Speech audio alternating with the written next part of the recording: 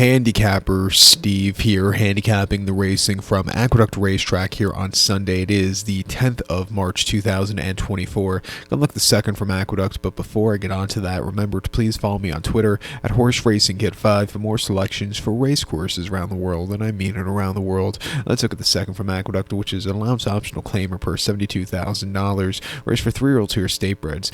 We have field of 6 horses going the 1,300 meter journey or 6.5 furlongs on the Aqueduct main track. Optional 80 claiming price, so keep that in mind. Top selection, I'm going to go with the 2 horse here, Allied Attack, 2-3-5-6 for me in the superfecta, 2-3-5-6 super. Top selection 2 horse, Allied Attack. This 3-year-old colt by Omaha Beach, Mike Maker trains. Jose Gomez gets the mount. He's having a very good winter.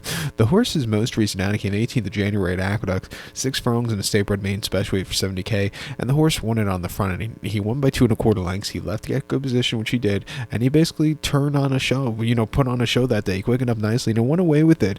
It took him a little bit of time to break the main, but when he finally did that day, he flew home clear, stepping up to the winners for the first time, back to 6.5, or coming to 6.5 again. I think he could get the trip to win. 2 back in the main special weight at Aqueduct on the mud, going 6th, 29th December. He finished 3rd by 5.5 lengths that day. He didn't get out of the gate so clearly. He basically broke last that day, and he sat back early, was a little bit wide, but he was closing up well that day. Keep in mind, he was a next start winner, and the winner, Doc Sullivan, was a next start winner. But this horse, he ran his heart out that day. And then prior to that, on the 18th of November at Aqueduct, 6.5 in the main special weight, he finished 4th by 8.5 lengths that day. He was with them early on, but just crumbled late. First start, sprinting. First start in a little bit, he needed the race there. Throughout his debut race, that was a mile, rained off the turf at Saratoga over the Wilson Mile in the main special weight on the dirt. He finished 7 by 20 1/4 lengths. He didn't get out of the gate so clearly. He had to be quarter horse to get good position going into the turn, and then he just crumbled. He just wasn't keeping up there. But since that late race, he's really improved a lot. Refreshing here, he could win. The 3-horse Brick Ambush for Dylan Davis, who was also having a very good winter, gets the mount on this one. Most recently over the mile and optional 80 on the 19th of January, he just couldn't stay the trip. He finished 2nd by 7 lengths. He didn't get out of the gate so clearly. Wasn't his day to win.